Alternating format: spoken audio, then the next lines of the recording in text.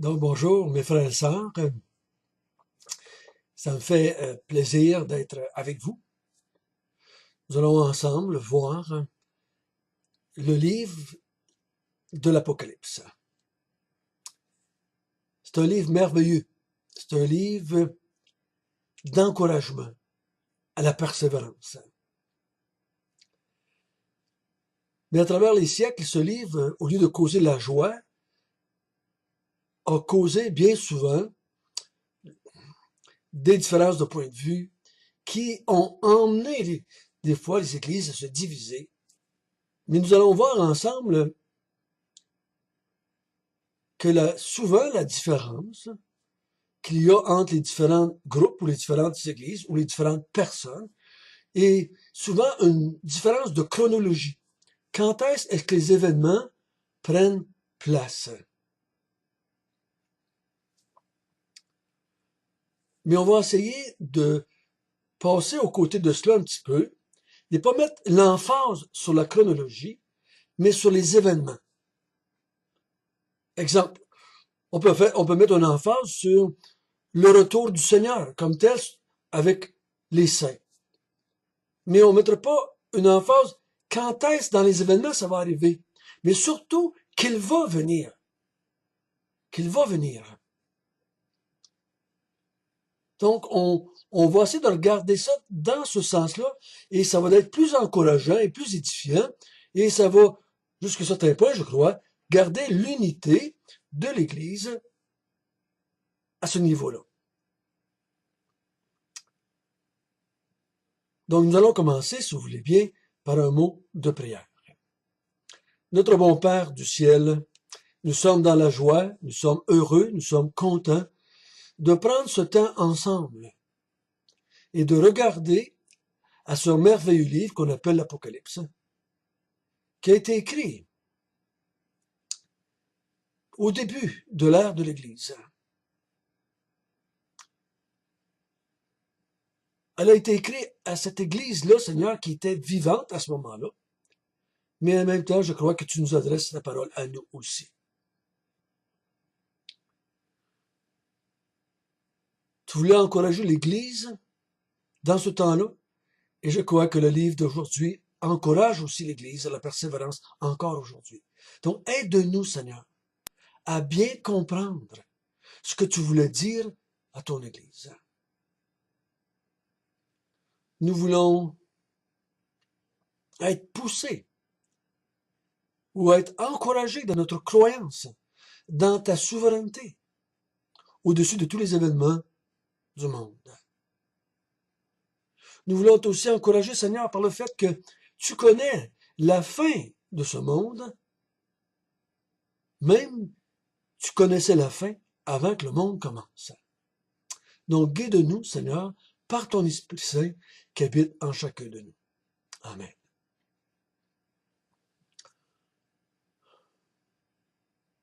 Laissez-moi vous partager quelque chose que, dans ma vie personnelle par rapport au livre de l'Apocalypse. Il y a une vingtaine d'années, c'est pas un peu plus, j'étais dans une période de ma vie chrétienne qui n'était pas facile. Il y avait eu beaucoup de difficultés de la part du monde et il y avait beaucoup de persécutions autour de moi, par les gens que je connaissais, qui réagissaient au fait que j'étais devenu un croyant. Et en même temps, il y avait des difficultés dans l'Église. Et j'étais en grande partie responsable de ces difficultés-là qu'il y avait autour de moi dans l'Église. Et toutes ces difficultés-là, dans ma vie personnelle, dans l'Église, de la part du monde autour de moi, m'avaient poussé dans cette période-là à m'interroger sur ma foi, à m'interroger sur le bien fondé de ma foi. Est-ce que je voulais continuer? Est-ce que je voulais continuer à professer la foi? Et à ce moment-là, par la grâce de Dieu, je crois que c'est l'Esprit de Dieu qui m'a dirigé dans ce sens-là, je me suis mis à lire le livre de l'Apocalypse. Et je m'étais donné comme défi de lire un chapitre par jour de ce livre, le méditer et d'écrire une page de 8,5 11, une feuille de cartable, et d'écrire mes pensées sur cette feuille-là. D'écrire sur cette feuille-là pourquoi je voudrais continuer, ou pourquoi je devrais continuer dans la vie chrétienne. Et j'ai fait ça pendant 22 chapitres, donc 22 jours, et j'ai écrit 22 pages de raisons que je voyais dans le livre qui me poussaient à garder la foi. Malgré les difficultés, malgré les problèmes internes que j'avais, malgré les problèmes d'église, malgré la persécution du monde, garder la foi en Jésus. Ça a marché parce que encore 20 ans, 25 ans plus tard, je suis encore en train de vous parler de cela. Et je m'étais dit, si un jour j'enseigne l'Apocalypse, je vais l'enseigner dans cette optique-là. Pas dans l'optique de débattre avec des frères ou des sœurs que j'ai raison dans ce que veut dire le 666. C'est moi qui ai raison, que c'est ceci, c'est cela. Je comprends mieux que toi que l'enlèvement va avoir lieu à telle date ou à tel moment ou à telle période dans l'histoire de l'Église. C'est moi qui ai raison. Je crois pas que c'est le but de l'Apocalypse. Donc, on va approcher ce livre-là de cette façon-là. D'être encouragé, stimulé, d'être équipé par des vérités qu'on va apprendre, qui vont nous être utilisées par l'Esprit de Dieu qui est en nous, dans les moments qu'on va en avoir de besoin. Parce que je crois que souvent on accumule des vérités qu'on apprend par les Écritures ou dans les Écritures, par l'Esprit de Dieu, on les apprend, on les assimile, on les met en conserve, comme dit le psalmiste, dans nos cœurs. Et quand le moment vient qu'on a besoin, l'Esprit de Dieu, qui habite dans chacun de ses enfants, qui est à l'œuvre dans chacun de ses enfants, va aller chercher ces vérités-là pour nous aider à persévérer dans la foi chrétienne. Il y a différentes façons d'approcher l'Apocalypse. Je vais l'approcher d'une façon littérale et d'une façon chronologique. Je crois que les événements sont écrits d'une façon chronologique, à partir de Jean jusqu'à la fin des temps. Je crois que l'histoire dans le livre d'Apocalypse se joue et est donnée. L'auteur décrit les événements qui vont vont arriver du moment où lui reçoit la révélation jusqu'à la fin des temps. Je crois pas que chapitre 11 vient avant le chapitre 4 dans l'histoire, puis chapitre 6 va aller peut-être avant le chapitre 20, puis il y en a qui prennent l'Apocalypse, qui disent que c'est plutôt comme un cercle, ou comme un cône, comme un télescope, que les événements rentrent un dans l'autre. Peut-être. Mais moi, je vais le prendre de façon littérale. Ça veut pas dire que je vois pas des images dans l'Apocalypse, mais je vais prendre des images avec le but qu'ils ont été donnés. Je ne vais pas y chercher un sens mystique ou un sens caché, mais je vais y trouver le sens, je vais essayer d'y trouver avec vous le sens que la Bible veut bien donner. Il est plus facile de comprendre l'Apocalypse si je connais bien l'Ancien Testament. Si mes calculs sont justes, il y a 300 références environ à l'Ancien Testament dans le livre de l'Apocalypse. L'auteur parle à des hommes et des femmes qui ont une connaissance de l'Ancien Testament. Surtout des livres apocalyptiques de l'Ancien Testament, comme exemple Daniel ou Ézéchiel. Si je connais pas du tout l'Ancien Testament, je vais avoir de la misère à comprendre tous ces textes qui vont parler d'encensoir, d'encens, d'arche de l'Alliance, de temple. Et on va avoir de la misère à comprendre les sacrificateurs. On va voir, parce qu'il emploie un langage qui était employé dans l'Ancien Testament. Et il va faire référence à des prophéties qui étaient écrites dans l'Ancien Testament. Donc, ceux d'entre vous qui avez une meilleure connaissance de l'Ancien Testament, il vous est plus facile de comprendre ce livre-là. Comme il est plus facile pour nous aujourd'hui de lire un livre qui parle d'informatique que si mon père prenait un livre et qu'il lisait un livre d'informatique. Mon père avait beaucoup de misère à comprendre parce que c'était pas dans sa génération. Nous, surfer sur le web, aller sur Facebook, on comprend ça veut dire quoi. Mon père comprendrait pas ce que ça veut dire. C'est la même chose pour nous. Les gens qui ont reçu l'Apocalypse connaissaient certaines choses que les lecteurs aujourd'hui, des fois, ne connaissent pas. Donc, il faut essayer de comprendre qu'est-ce que l'auteur voulait dire à ces hommes-là en utilisant les prophéties et les vérités de l'Ancien Testament. Et l'auteur veut produire quelque chose chez les chrétiens qui ont reçu l'Apocalypse. Parce que, comprenez bien, l'Apocalypse a été écrit à l'Église et non pas aux inconvertis. Aujourd'hui, on voit qu'est-ce que ça fait quand les inconvertis prennent l'Apocalypse et en font des films ou des livres. C'est le bordel, là. C'est le bordel, là. On dit n'importe quoi.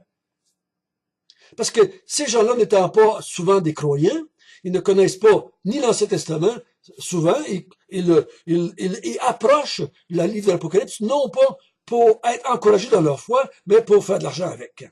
Donc, c'est souvent complètement à côté de la coche. Mais le livre a été écrit, vient de Dieu, on va voir ça ensemble ce matin, il a été donné à l'Église, pour encourager l'Église à faire trois choses, selon ma compréhension. Un, à se repentir. Deux, à persévérer.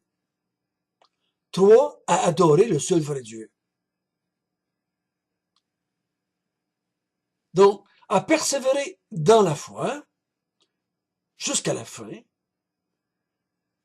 à se repentir. C'est drôle parce que on dit que les chrétiens, c'est des gens qui se sont repentis, mais on va voir qu'il va appeler l'Église à la repentance, pas à la repentance face au fait qu'ils ont des péchés dans leur vie, mais la repentance qu'ils prennent dans la direction qu'ils ont pris de s'éloigner de la foi, mais de se repentir, de se détourner de la foi et de garder la foi et d'adorer le seul vrai Dieu, parce qu'ils sont en train de se détourner de cela. C'est pour ça qu'on va voir ensemble qu'il y a des Balaam, qu'il y a des Jézabel, que l'Église est morte. C'est drôle, hein, parce que l'Église reçoit ce livre-là, et c'est juste 70 ans après la mort de Jésus. Et l'Église est dans une position qu'on pourrait qualifier de c'est pas fort. T'as abandonné ton premier amour, t'as peur de souffrir, t'as des Balaam dans ton sein, t'as des Jézabel dans ton sein, t'as des doctrines de démons dans ton sein. Tu penses être vivante, moi je te dis t'es morte, t'as peu de puissance, t'es tiède, je vais te vomir dans ma bouche. C'est à l'Église qui dit ça, il dit pas ça à des inconvertis, il dit ça à l'Église, et on va voir pourquoi il dit ça à l'Église. Il veut que l'Église se repente de cela et garde la foi qu'ils ont reçue des apôtres. Ce matin, nous allons commencer en lisant le chapitre 1, verset 1 jusqu'au verset 8. Révélation de Jésus-Christ que Dieu lui a donnée pour montrer à ses serviteurs les choses qui doivent arriver bientôt, et qu'il a fait connaître par l'envoi de son ange à son serviteur Jean. Celui-ci a attesté la parole de Dieu et le témoignage de Jésus-Christ, soit tout ce qu'il a vu. Heureux celui qui lit et ceux qui entendent les paroles de la prophétie et qui gardent les choses qui sont écrites, car le temps est proche. Jean, aux 7 églises qui sont en Asie, que la grâce et la paix vous soient données de la part de celui qui est, qui était et qui vient, de la part des 7 esprits qui sont devant son trône. Et de la part de Jésus-Christ, le témoin fidèle, le premier-né des morts, le prince des rois de la terre, à celui qui vous aime, qui nous a délivrés de nos péchés par son sang, et qui a fait de nous un royaume de sacrificateurs pour Dieu son Père, à lui soit la gloire, la puissance au siècle des siècles. Amen. Voici, il vient, avec les nuées, et tout œil le verra, même ceux qui l'ont percé, et toutes les tribus de la terre se lamenteront à cause de lui. Oui, Amen. Je suis l'alpha et l'oméga, dit le Seigneur Dieu, celui qui est, qui était et qui vient, le Tout-Puissant.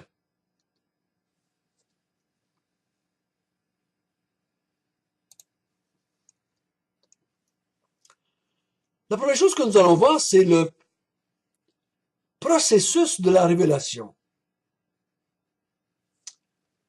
Jean n'a pas reçu cette révélation-là en lisant l'horoscope de la journée. Et il n'a pas lu ça en allant contacter une tireuse de bonne aventure qui va regarder dans sa boule de cristal dans les cartes. Il n'est pas allé regarder les écrits de Nostradamus. D'abord, une chose est certaine, il faut comprendre, ce n'est pas Jean qui recherchait à comprendre l'avenir, mais c'est Dieu qui a décidé de révéler à Jean l'avenir.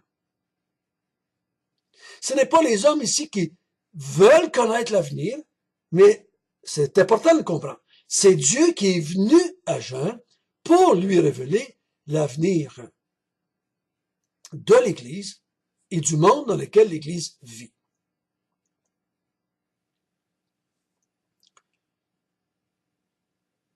Dans l'Ancien Testament, Dieu se présente dans le livre d'Ésaïe pendant quasiment 20 chapitres. Je suis celui qui connaît la fin avant le commencement. Je suis celui qui connaît l'avenir. C'est moi qui ai fait des décrets, des arrêts. C'est moi qui ai décidé de l'avenir. Donc, c'est pour ça qu'il la connaît. Le fait que Dieu connaisse l'avenir est relié très intimement au fait qu'il est souverain et qu'il a écrit lui-même l'histoire du monde. Donc, ayant lui-même écrit l'histoire du monde, ben, il la connaît, cette histoire-là. Il la connaît, la fin, parce que c'est lui qui l'a écrit, cette fin-là. Et ici, il veut les dire, il veut les annoncer à l'Église pour encourager l'Église, pour stimuler l'Église à la repentance, à la persévérance et à l'adoration de sa personne. Donc, Dieu, dans le verset 1, c'est marqué « Révélation de Jésus-Christ que Dieu lui a donné, que Dieu lui a montré ». Donc, Dieu a montré à Jésus ce qui doit arriver, que Dieu lui a donné à Jésus pour qu'il puisse le révéler à ses serviteurs. Donc, Dieu, connaissant l'avenir, ayant écrit l'avenir, ayant fait les décrets de l'avenir, ayant organisé, orchestré l'avenir du monde et de l'Église, il donne cela à Jésus, pas parce que Jésus est inférieur et qu'il ne le sait pas, mais il le donne à Jésus parce que Jésus, c'est la parole de Dieu. Comme l'Esprit de Dieu est la puissance de Dieu, l'Esprit de Dieu n'est pas moins grand que Dieu à cause qu'il est l'Esprit de Dieu.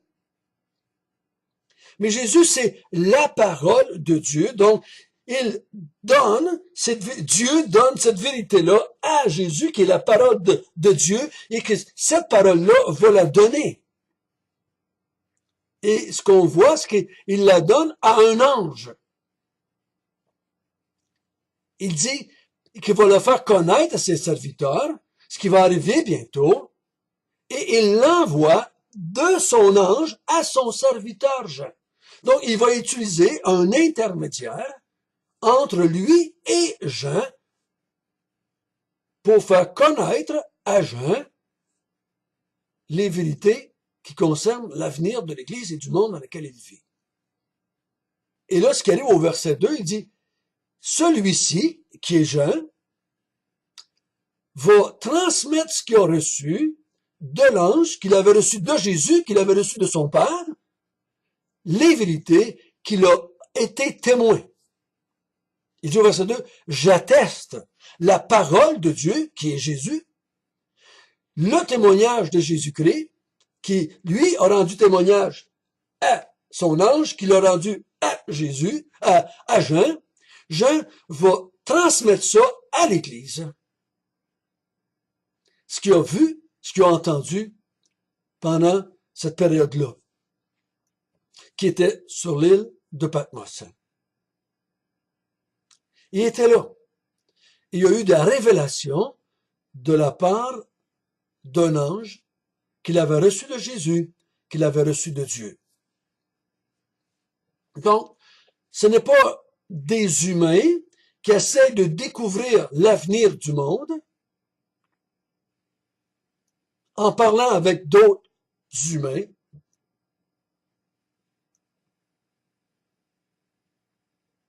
mais c'est Dieu qui intervient et qui révèle à ses enfants l'avenir afin de les encourager, les édifier, les pousser à la persévérance, à la repentance et à l'adoration du seul vrai Dieu.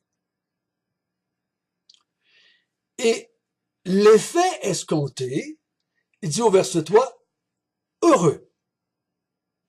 Heureux celui qui lit, qui entend les paroles de la prophétie et qui garde ces choses qui sont écrites, car le temps est proche.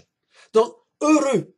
Et le mot heureux, c'est pas le mot celui qui rit comme un fou, c'est pas le sourire se lève, c'est le synonyme d'être béni. C'est le contraire de malheur qu'on va voir plus loin. Malheur à ceux qui n'ont pas lu, gardé les paroles de la prophétie. Malheur veut dire destruction. Malheur veut dire châtiment. Malheur veut dire jugement dans le feu éternel. Heureux veut dire présence de Dieu, bénédiction de Dieu, résurrection, présence de Dieu, nouveau ciel, nouvelle terre.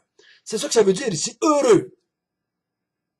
Heureux celui qui entend, qui lit, qui entend et qui garde les paroles de ce livre.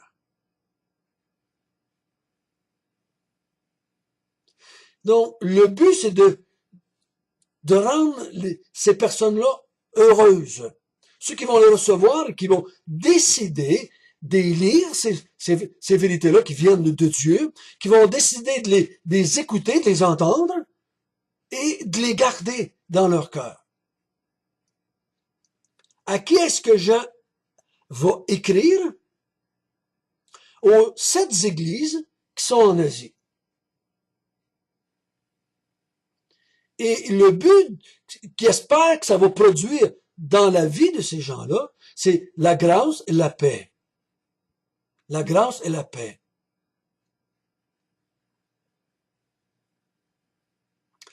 De la part de celui qui est, qui était et qui vient. De la part des 7 esprits qui sont devant le trône. De la part de Jésus-Christ, le témoin fidèle. De la part de Jésus-Christ, le premier-né d'entre les morts. De la part de Jésus-Christ, qui est le prince des rois de la terre. De la part de celui qui nous aime et qui nous a pardonné ou délivré de nos péchés. De la part, au verset 6, de celui qui a fait de nous un sacrificateur pour Dieu son Père. À lui soit la gloire et la puissance au siècle des siècles. Il dit, j'aimerais que Dieu, le Dieu trinitaire, le Dieu souverain, le Dieu euh, sauveur, le Dieu maître, le Dieu Seigneur de la terre et des cieux, vous donne la paix et la grâce. Donc j'aimerais que ce livre, ces révélations produisent en vous l'adoration, la persévérance, la paix, la grâce, jusqu'à la fin des temps.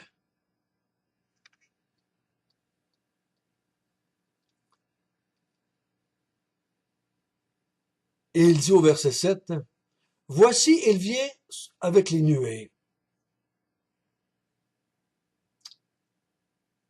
Tout œil le verra. »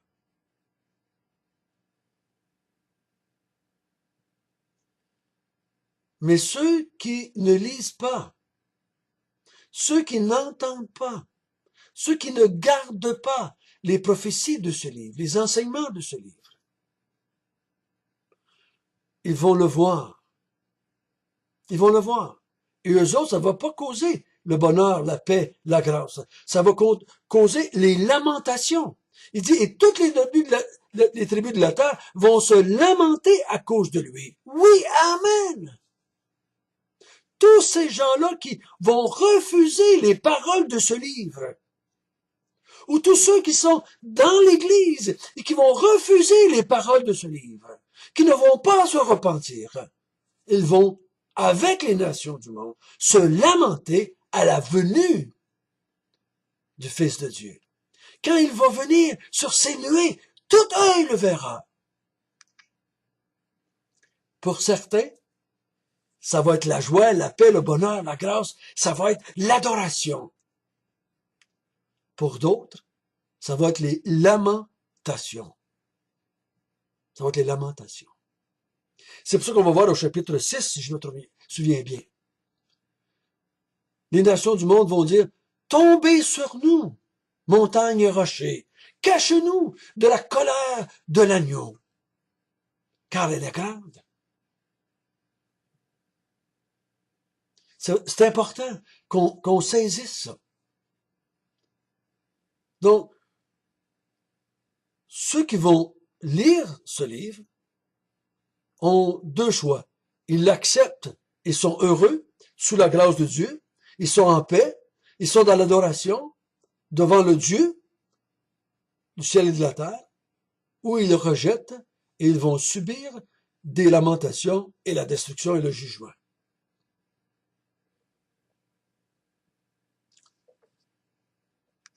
Au verset 8, c'est marqué « Je suis l'alpha et l'oméga, dit le Seigneur Dieu, celui qui est, qui était et qui vient, le Tout-Puissant. » Donc, c'est moi, dit-il, le premier, le dernier, l'alpha, l'oméga.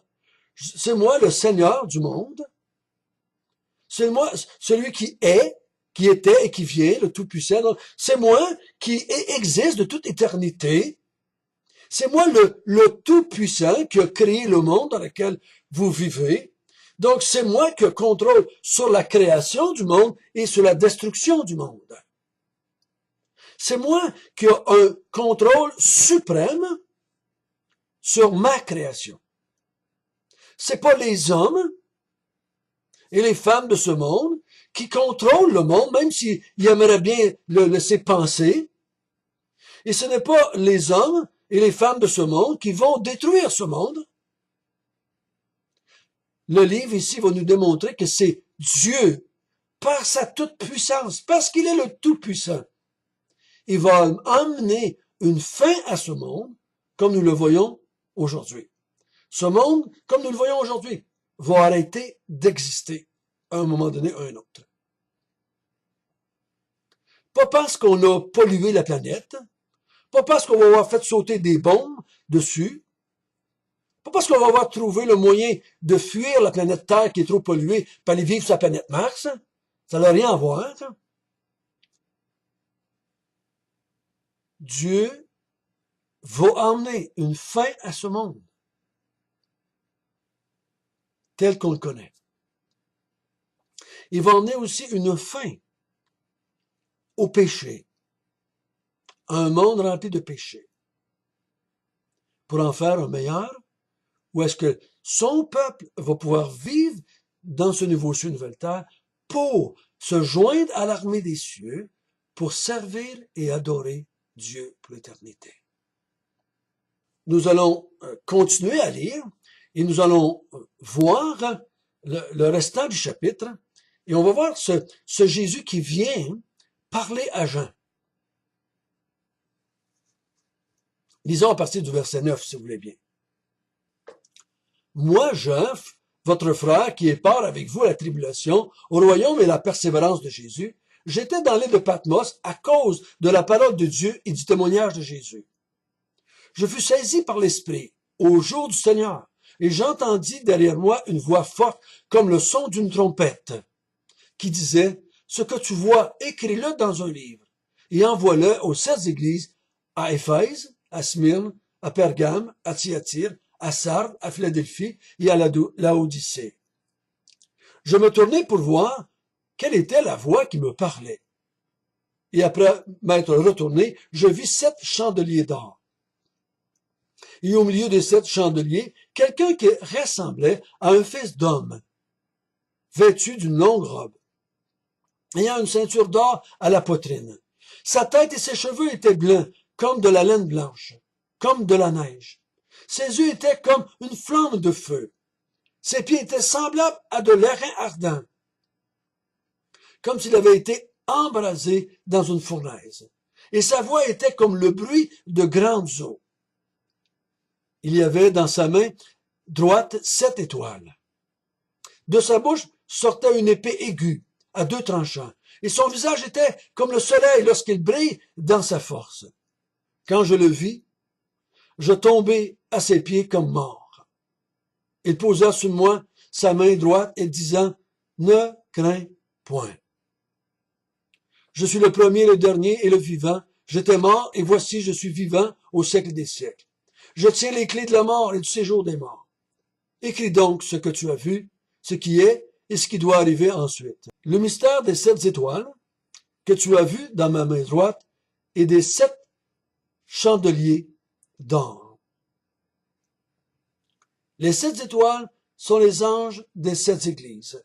Et les 7 chandeliers, ce sont les 7 églises. Donc, ce qu'on peut voir au verset 9, Jean est sur l'île de Patmos. Il est en prison, là. Il est là à cause, non pas qu'il a volé une banque, mais il dit à cause de la parole de Jésus et du témoignage de Jésus. Donc, je suis là parce que je subis, au verset 9 au début, la tribulation. Je subis le rejet de ce monde parce que, à cause de la parole de Jésus, à cause du témoignage que j'ai rendu à Jésus. Et j'ai continué, j'ai persévéré. Donc, je suis quelqu'un qui est persécuté parce qu'il persévère dans la vérité, qui persévère dans la parole de Jésus, qui persévère dans le témoignage rendu à Jésus. Et pendant que je suis là, dans cette île-là, que je suis en prison là, j'ai une vision. Je fus saisi par l'Esprit au jour du Seigneur. Bon, c'est pas tout le monde qui le voit de la même façon. Il y en a qui disent c'était le jour du Seigneur, dans le sens que c'était un dimanche. Donc, ils disent j'étais ravi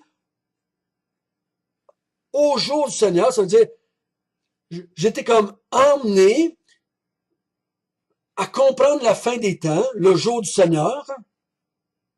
Je crois que c'est plus cela. Jean est comme transporté dans le temps pour voir la fin du monde, pour voir l'histoire du monde jusqu'à sa fin, si je peux dire de même.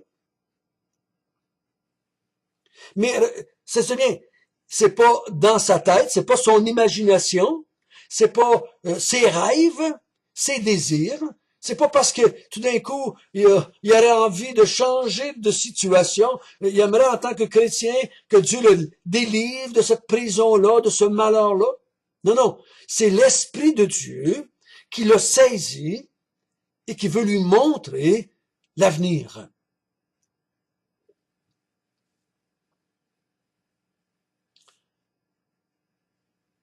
Et là, à ce moment-là, à un moment qu'il est saisi par cette vérité-là, par le Saint-Esprit, il entend une voix forte. Une voix forte, comme le son d'une trompette. Et cette voix-là lui dit, écris dans un livre ce que tu vas voir, ce que tu vas entendre, ce que je vais te dire, écris-le dans un livre pour le transmettre aux 7 églises. Et ces 7 églises-là, c'est 7 églises qui existaient au temps de Jean. Il y en a qui disent que c'est cette période de l'Église, ça représente des églises. Non, non, ça représente l'Église. Ces 7 églises-là représentent l'Église au temps de Jean qui était en Asie. Donc, je vous encourage à ne pas vouloir prendre ces églises-là pour en faire des périodes dans l'histoire. Mais ça représente, selon ma compréhension, l'Église. Et quand je regarde l'Église aujourd'hui, au Québec, au Canada, aux États-Unis, elle est représentée par cette Église-là. L'Église, aujourd'hui, vit ce que ces 7 églises-là vivaient et elle a besoin de recevoir ce que Jean a vu puis entendu de la part de Jésus-Christ. Toutes les églises de tous les temps ont eu besoin de lire ce livre-là afin de persévérer dans la foi, afin d'avoir part à la persévérance en Jésus. On va les revoir un peu plus loin, ces 7 églises-là. Pourquoi est-ce que Jésus ou Dieu ont décidé à ce moment-là, dans l'histoire, d'écrire ce livre-là de l'Apocalypse à ces 7 églises-là? Qu'est-ce qu'ils vivaient, eux, pour qu'ils aient besoin d'avoir ce livre-là? Et je crois que pour qu'on le comprenne comme Dieu avait l'intention qu'on le comprenne, il faut comprendre leur situation et de dire, à cause qu'ils vivaient cela, Dieu leur a envoyé ce livre-là. Et moi, quand je vis les mêmes choses qu'eux autres, j'ai besoin des mêmes vérités qu'eux autres. Souvent, on a mal interprété parce qu'on essaie d'appliquer l'Apocalypse à l'Église sans tenir compte du contexte de ce que l'Église vivait à ce moment-là. Et on va voir ce contexte-là quand on va lire les 7 églises, ce que les anges vont dire aux 7 églises. Mais ce que j'aimerais ce matin qu'on comprenne bien, c'est, regardez bien, qu'est-ce que Jean voit? Il voit l'apparition d'un être.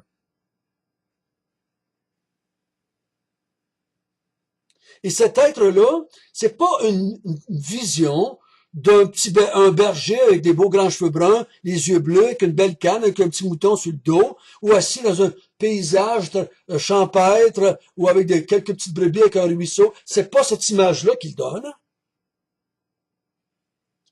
Il ne vient pas à Jean avec un sourire, il ne vient pas à Jean avec des bras consolateurs, puis le prendre, pauvre Jean, c'est donc malheureux que tu es persécuté, c'est donc malheureux que tu sois en prison, oh, pauvre de toi.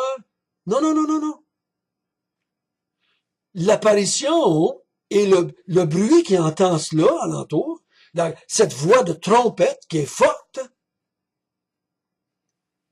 au verset 12, il se tourne. Et il regarde d'où vient cette voix-là. D'où vient cette voix de trompette-là. Et il se tourne et il voit un être qui est semblable à un fils de l'homme. Et l'apparition, et moi je vous encourage à ne pas regarder les petits détails de l'apparition premièrement, mais de regarder la vision. J'ai jamais vu quelqu'un, en tout cas, à ma connaissance, j'ai jamais vu une image qui a été dessinée ou peinte par un artiste de cette vision-là de Jean.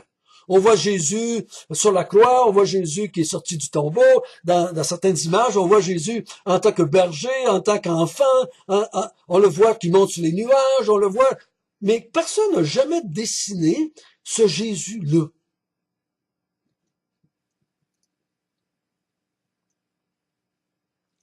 Mais quand Jean entend la voix, il se tourne et il regarde l'image. Sa réaction nous dit beaucoup. Il tombe à terre, au verset 17, je tombais à ses pieds comme mort.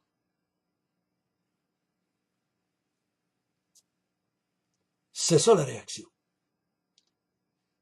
Il n'a pas dit, ah, que je me sens bien dans la présence de Jésus. Ah, qui a de l'air doux et gentil. Ah, c'est donc paisible. Non, il tombe à ses pieds comme mort. Tellement la vision est terrifiante. Cette voix de tonnerre, de trompette. Et là, il voit un homme qui a des chandeliers, 7 chandeliers autour de lui, qu'on a vu tout à l'heure qui a dit, les 7 chandeliers représentent les 7 églises, et Jésus est au milieu de ces 7 églises-là, à qui il veut parler, à qui il veut s'adresser.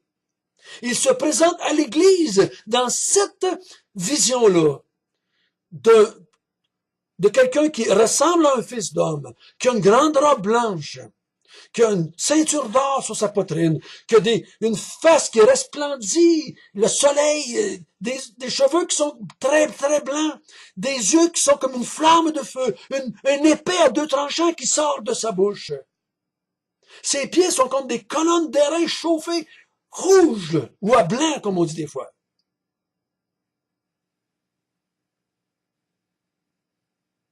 C'est une vision terrifiante. Et dans sa main, il y a 7 étoiles qui nous a dit que les 7 étoiles représentent les 7 anges qu'il va envoyer parler ou à lesquels il va s'adresser, les messagers à l'Église.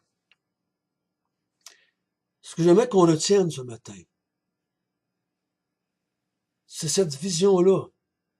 Et à chaque Église qu'il va parler, à partir du chapitre 2 et le chapitre 3, à chaque Église qu'il va parler, il va faire référence à une partie de cette vision-là. Il va dire, celui qui vous parle, c'est celui qui a l'épée à 2 tranchants qui sort de sa bouche. Une autre fois, il va dire, celui qui vous parle, c'est celui qui a les yeux comme une flamme de feu.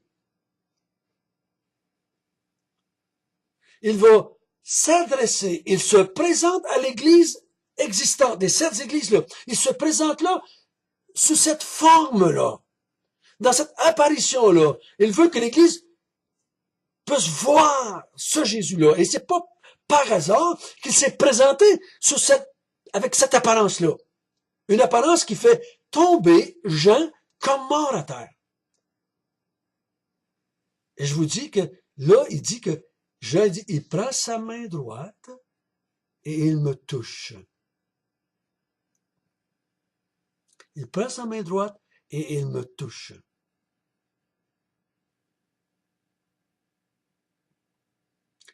Et il me dit quoi? Ne crains point. Parce que Jean, la vision l'avait terrifié, l'avait donné peur. Mais dis-toi, ne crains point. Donc, l'Église qui va recevoir l'Apocalypse, Jésus veut causer la peur, puis en même temps, il va dire à certaines personnes, avec sa main droite, si je peux le dire ainsi, ne crains point, toi. Puis il va le dire tout au long.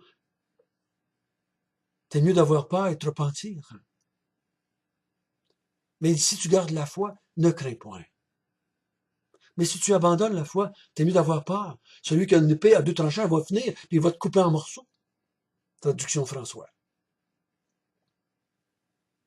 Mais il dit, si tu gardes la foi, si tu persévères, ne crains point. Donc, ça nous dit beaucoup sur la situation de l'Église.